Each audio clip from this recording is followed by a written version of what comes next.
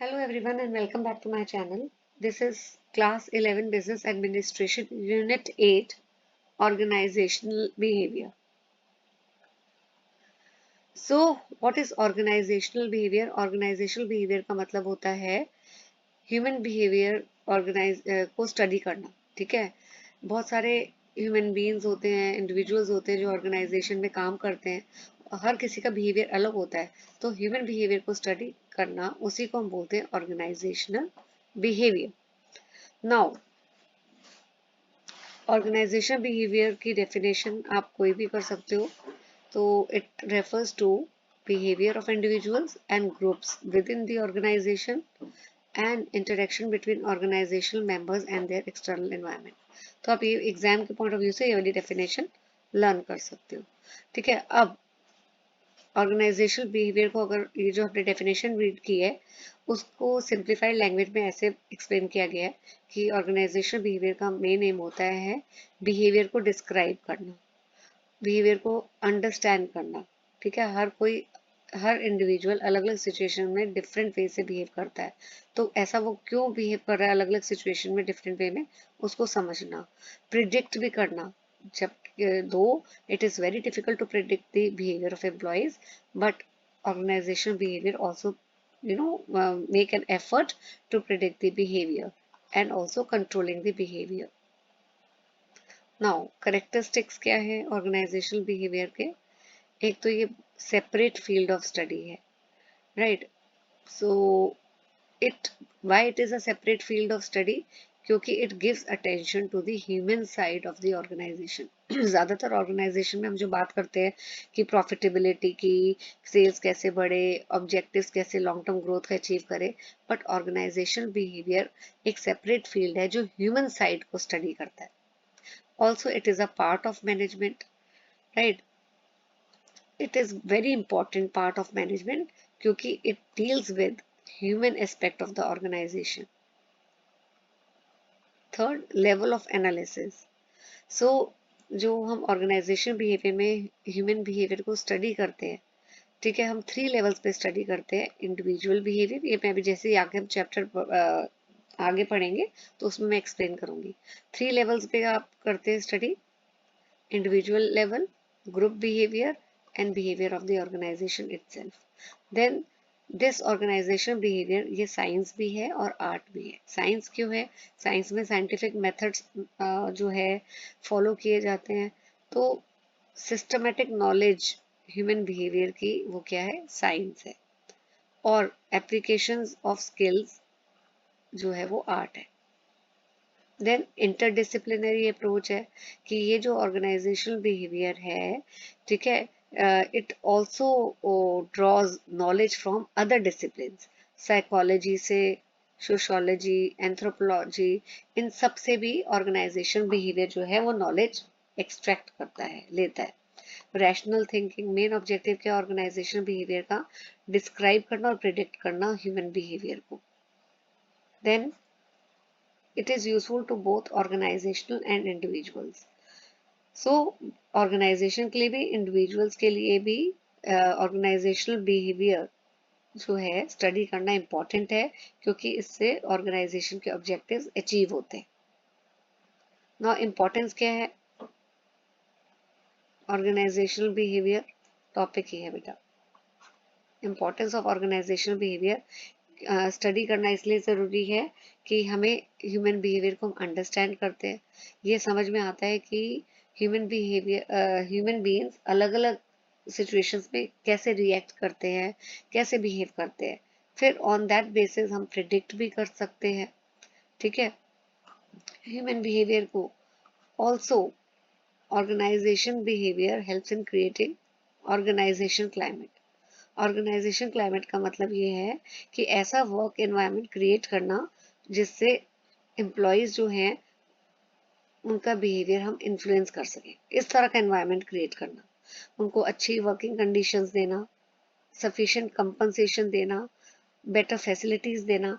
तो अगर हम ये सब उनको ऐसा एनवायरनमेंट क्रिएट करेंगे जहाँ पे they are happy to work, तो we will be able to influence their behaviour. Training देना मैनेजर्स को, that is also that is why we say organisation behaviour is very important, क्योंकि इससे पता लगता है कि जब हम ह्यूमन बिहेवियर स्टडी करते हैं तो then we realize that managers can be trained by giving knowledge on OB concepts, approach and techniques, कि मैनेजर्स को ज़रूरत है ट्रेनिंग की, और वो ट्रेनिंग हम कैसे दे सकते हैं, बाय मेकिंग देम अंडरस्टैंड कि कॉन्सेप्ट्स क्या है, ऑर्गेनाइजेशन बिहेवियर क्या है, अप्रोचेस क्या है। Then management of change in the organisation, अगर कोई भी चेंजेस ऑर्गेनाइजेशन में इंट्रोड्यूस करने हो, ठीक है, कभी भी कोई न्यू चेंज आता है तो देखा क्या जाता है, एम्प्लॉयज उसको रेजिस्ट करते हैं, it is not welcome bye them, they do not welcome it. तो ये हम कैसे मैनेज कर सकते हैं, उनको कन्विंस कैसे कर सकते हैं एम्प्लॉयज को कि वो चेंजेस को होल हार्टेडली एक्सेप्ट करें, by understanding the behaviour. Then better communication, इससे ऑर्गेनाइजेशन बिहेवियर से कम्युनिकेशन भी इम्प्रूव होती है।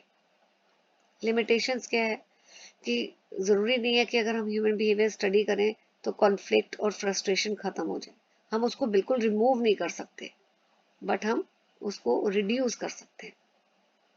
फिर ये देखिए, law of diminishing return also operate in organisation behaviour. इसका क्या मतलब है कि at some point increase of desirable practice produce declining return and sometimes negative return, right. देखो, टू मच सिक्योरिटी में lead to less employee initiative and growth. ज्यादातर क्या देखा है, अगर हम एम्प्लॉयज बिहेवियर स्टडी कर रहे हैं तो कई ऑर्गेनाइजेशन में क्या होता है कि अगर हम एम्प्लॉयज को सुपरवाइज करेंगे तो दे विल वर्क बेटर, कि उनको पता है somebody is keeping an eye on them। But अगर आप बहुत स्ट्रिक्ट कंट्रोल या ऐसा एटमोसफेयर क्रिएट करोगे जहाँ पे they feel suffocated, then they will stop working also. Then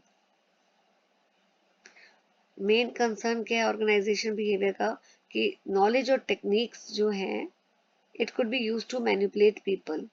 तो ज्यादातर क्या, अभी हमने पहले एक पॉइंट पढ़ा था ना, उसमें था कि ऑर्गेनाइजेशन बिहेवियर अगर आप स्टडी करते हैं तो हम ह्यूमन बिहेवियर को इन्फ्लुएंस कर सकते हैं, बट ये इससे हम we are ignoring the concept which is called as human welfare, उसको हम इग्नोर करते हैं। Now levels of analysis of OB, first है इंडिविजुअल लेवल। अगर हम ह्यूमन बिहेवियर को स्टडी करें इंडिविजुअल लेवल पे तो हम उसको बोलते हैं micro organisational behaviour. Individual level पे हम स्टडी करते हैं कि लोगों की पर्सनैलिटी कैसी है, एटीट्यूड्स कैसा है, परसेप्शन कैसा है, एक्सेट्रा। एंड जब हम बिहेवियर को स्टडी करते हैं ग्रुप लेवल पे, उसको हम बोलते हैं मेसो ऑर्गेनाइजेशनल बिहेवियर, ठीक है। सो बहुत सारे फैक्टर्स होते हैं जो ग्रुप के बिहेवियर को इन्फ्लुएंस करते हैं, जैसे leadership, group goals etcetera. Then organisation level, जब हम बिहेवियर को स्टडी करते हैं ऑर्गेनाइजेशन लेवल पे तो हम बोलते हैं मैक्रो ऑर्गेनाइजेशनल बिहेवियर। तो इसमें आप ऑर्गेनाइजेशन कल्चर, वैल्यूज, ये सब स्टडी करते हैं। Then what are the challenges in organisational behaviour, right. The first is managing globalisation. Globalisation का मतलब क्या है आजकल, ग्लोबलाइजेशन का मतलब क्या होता है, integration of the economy with the world economy, ठीक है। अब आप देखिए कुछ साल पहले जो था, कम मूवमेंट होती थी पीपल, टेक्नोलॉजी, कैपिटल की, बट आज because of globalisation there is a free movement of people, capital, technology. लोग एक देश से दूसरे जगह जॉब, दूसरे देश में काम करने जाते हैं, एक कंट्री दूसरी कंट्री में इन्वेस्टमेंट करती है। तो जब एम्प्लॉयज जो हैं एक कंट्री में फ्रीली मूव करते हैं दूसरी कंट्री में जॉब करने के लिए, तो बहुत सारे चैलेंजेस भी होते हैं। मेजर चैलेंज क्या है, एडजस्टमेंट ऑफ एम्प्लॉयज, वो दूसरी कंट्री में जा तो रहे हैं but they are not familiar with the laws, language etcetera. तो ये एक बहुत ज्यादा चैलेंज है ऑर्गेनाइजेशनल बिहेवियर का। देन टेक्नोलॉजी मैनेज करना, सी यहाँ पे देखिए आई एम जस्ट मार्किंग कि सबसे इम्पोर्टेंट टास्क है जैसे लोगों को रिक्रूट करना, वो कैसे पॉसिबल हो पाया है? इंफॉर्मेशन टेक्नोलॉजी, सबको पता है आजकल ऑनलाइन इंटरव्यूज होते हैं, राइट? तो लोगों को अपॉइंट किया जाता है, रिक्रूट किया जाता है। But the main thing is, what is the major challenge?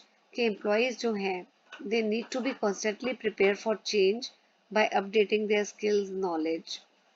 तो एम्प्लॉयज को हमें सबसे मेन चैलेंज क्या आता है कि हमें उनको तैयार करना है कि वो इस नई टेक्नोलॉजी को एडेप्ट कर सके, लर्न कर सके। फिर इनोवेशन और चेंज मैनेज करना, ठीक है? कोई भी चेंज आता है, एम्प्लॉयज, मैंने अभी बताया था, उसको रेजिस्ट करते हैं। तो एम्प्लॉयज को मोटिवेट करना है ताकि वो चेंज को एक्सेप्ट कर सके। फिर मैनेजिंग वर्कफोर्स डाइवर्सिटी, हर ऑर्गेनाइजेशन में अलग अलग जेंडर, अलग अलग रिलीजन, अलग अलग कल्चर्स के लोग होते हैं, ठीक है? सो उन सब, इसी को बोलते हैं वर्कफोर्स डाइवर्सिटी। सबके अलग अलग व्यू पॉइंट्स होते हैं, सबको मैनेज करना, सबकी डिमांड की, एम्प्लॉयज की डिमांड को पूरी करना, that is the biggest challenge, right? Then improving quality and productivity, customer satisfaction बहुत इंपॉर्टेंट है। तो कस्टमर को अच्छी क्वालिटी के गुड्स देना, रीजनेबल प्राइस पे देना, ये भी एक चैलेंज है। चैलेंज इसलिए बोलेंगे इसको क्योंकि अगर कस्टमर्स को कोई प्रोडक्ट अच्छी क्वालिटी का नहीं लगा तो वो उस प्रोडक्ट को दोबारा खरीदेगा नहीं, और ऑर्गेनाइजेशन की जो सेल्स है वो डिक्लाइन हो जाएगी। तो इम्प्रूव करना कॉन्स्टेंटली क्वालिटी को, कस्टमर के पैरामीटर्स पे पूरा फुलफिल होना, ये सारी चीजें ध्यान में रखने की। एम्पावरिंग वर्कफोर्स, एम्पावरिंग का मतलब होता है, एम्पावर का मतलब होता है एम्प्लॉयज को पावर देना, फ्रीडम देना, ऑटोनॉमी देना, रिस्पॉन्सिबिलिटी देना, ताकि वो डिसीजन मेकिंग ले सके। लेकिन it is also very challenging.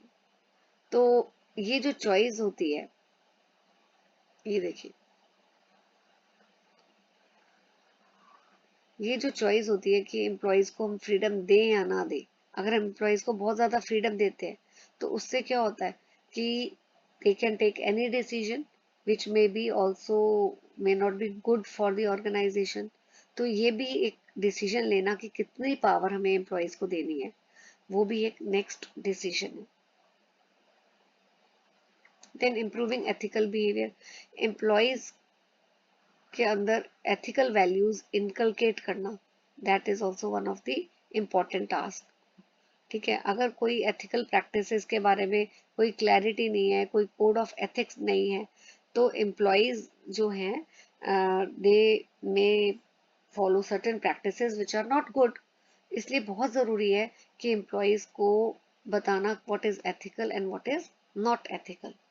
Then ensuring work life balance, ये बहुत इंपॉर्टेंट है आज की डेट पे कि कंपनीज जो हैं, एम्प्लॉयज बेसिकली क्या देखते हैं, वो जॉब हो जिसमें उनका वर्क भी और लाइफ भी दोनों बैलेंस रहे। That is important challenge. Then models of organisational behaviour, autocratic model. Autocratic model क्या होता है? जो जिसमें बॉस की जो पावर होती है, इट इज टू मच, मतलब basically all the decision making power is in the hands of boss, ठीक है? एंड एम्प्लॉयज क्या करते हैं, बॉस की हर बात को ओबीडियंटली मानते हैं। तो ये मॉडल कहाँ फॉलो किया जाता है बेटा? जहाँ पे वर्कर्स लेजी होते हैं, ठीक है, वर्क को अवॉइड करते हैं, तो ये वाला मॉडल फॉलो किया जाता है जहाँ पे एम्प्लॉयर डिसीजन लेते हैं। देन कस्टोडियल मॉडल, इस कॉन्सेप्ट में मेन क्या है कि to provide economic security, to provide employer employee relationship. Employer जो है वो एम्फेसाइज करता है कि एम्प्लॉयज को जॉब सिक्योरिटी प्रोवाइड करे ताकि एम्प्लॉयज मोटिवेट होकर जॉब को करे, ठीक है? उसकी वेलफेयर, एम्प्लॉयज के वेलफेयर के ऊपर, उनकी नीड्स के ऊपर बॉस ध्यान देता है। देन सपोर्टिव मॉडल, इसमें क्या है कि एम्प्लॉयज को एक सपोर्टिव एनवायरनमेंट प्रोवाइड किया जाता है। जो मैनेजर्स है एक फेवरेबल एनवायरनमेंट एटमॉस्फेयर क्रिएट करते हैं ताकि वर्कर्स रिस्पॉन्सिबिलिटी लें और जो है खुद मोटिवेट होके गोल्स को अचीव करें। कोलिजियल मॉडल, इसमें ये भी सपोर्टिव मॉडल का एक्सटेंशन है। इसमें वर्कर्स को एज अ पार्टनर ट्रीट किया जाता है, ठीक है? उनको इक्वल रिस्पेक्ट दी जाती है। तो वर्कर्स क्या है, they will have job satisfaction, and they will work hard also. Now group dynamics. Group की ये डेफिनेशन है बेटा, और ग्रुप डायनेमिक्स की ये वाली है. What is group? जब बहुत सारे इंडिविजुअल्स एक साथ मिलके काम करते हैं, ठीक है, उसी को ग्रुप बोलते हैं. और ग्रुप डायनामिक्स क्या है, यहाँ पे कलर चेंज कर लेते पहले, कि attitudinal and behavioural characteristics of group, कि उनके ग्रुप के कैरेक्टरिस्टिक्स क्या है. Okay. Now features of group, कि मेंबर्स जो हैं वो आपस में एक दूसरे के साथ इंटरेक्ट करते हैं, बात करते हैं. They follow certain norms, her group का एक नॉर्म्स होते हैं. नॉर्म का मतलब एक कोड ऑफ कंडक्ट होता है जो हर मेंबर को फॉलो करना होता है.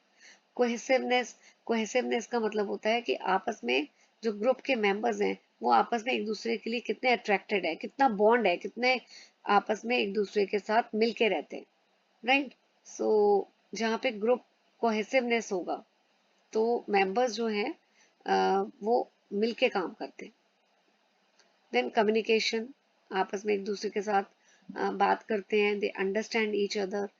एंड अवेयरनेस, कि जो पीपल है, people in a group, they are aware of each other.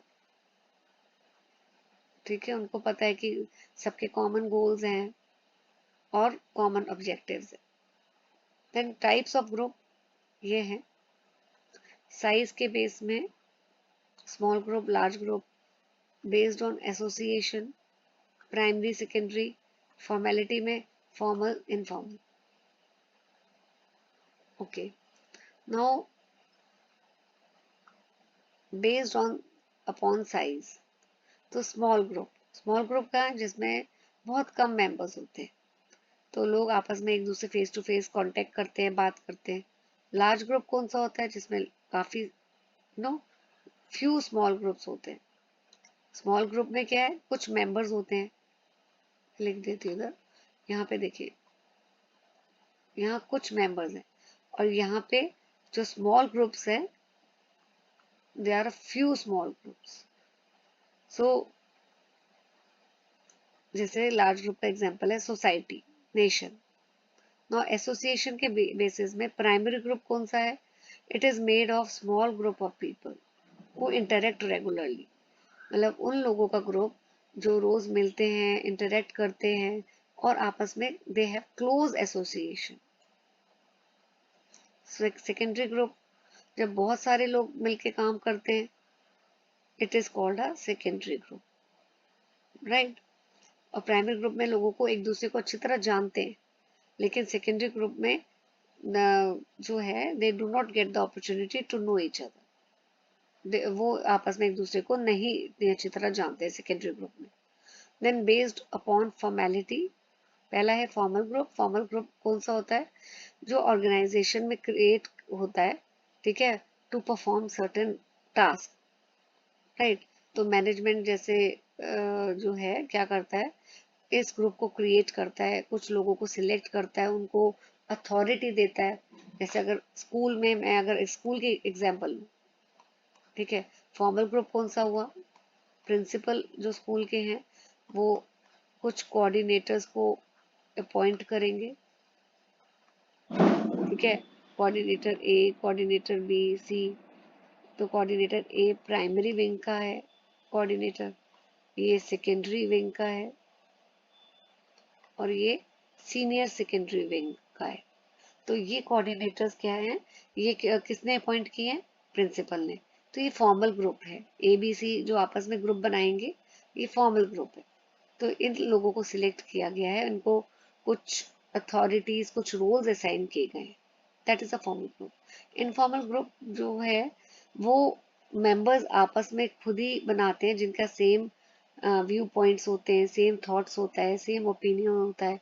तो वो आपस में ग्रुप्स बनाते हैं and they share informal relationship. Right. What is group dynamics? Group dynamics are concerned within the formation of group. Group dynamics का मतलब क्या है, कि social process by which people, sorry मैं इसको एक बार हटा देती हूँ. Okay. Social process by which people interact face to face. In small group is called group dynamics. Group dynamics का मतलब है किस तरह लोग आपस में एक दूसरे के साथ काम करते हैं, कैसे वो एक दूसरे से बिहेव करते हैं, उसी को बोलते हैं group dynamics. Now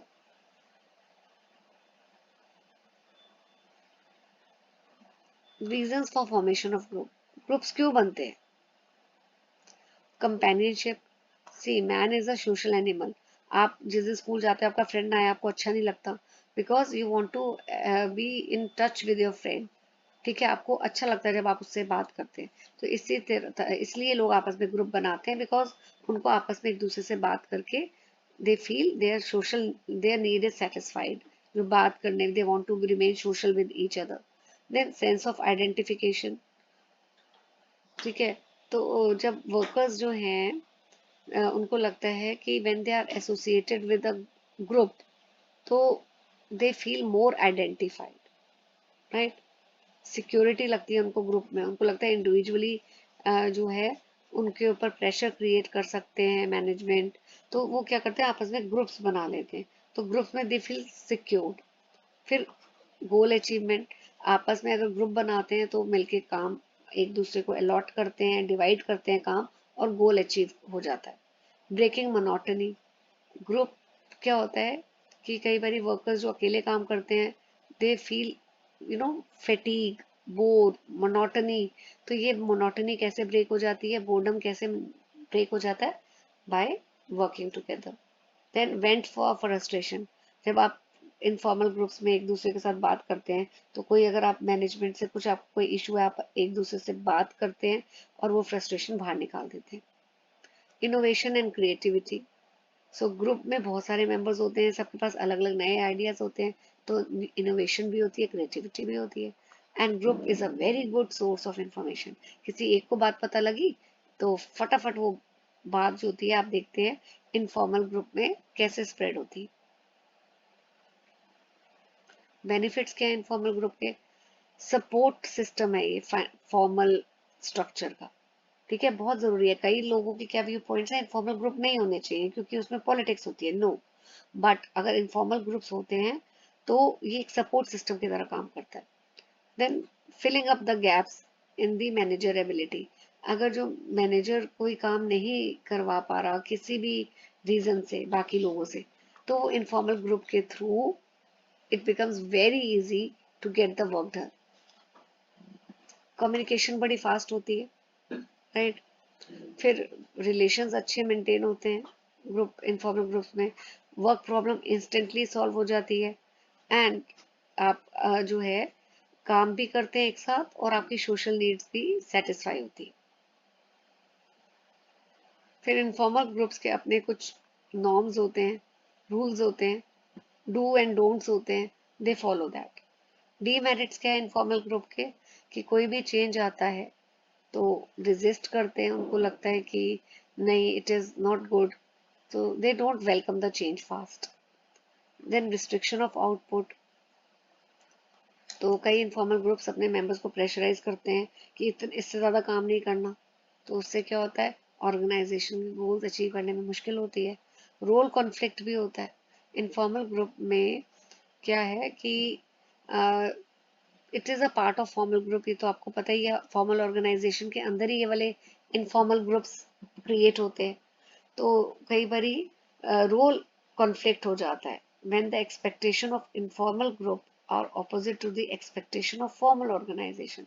formal organisation तो चाह रही है कि ये काम, आपको सपोज अगर फॉर्मल ऑर्गेनाइजेशन ने बोला है कि 5 बजे तक टाइम क्या ऑफिस का, मैं लिख देती हूँ 9 to 5 सपोज, राइट,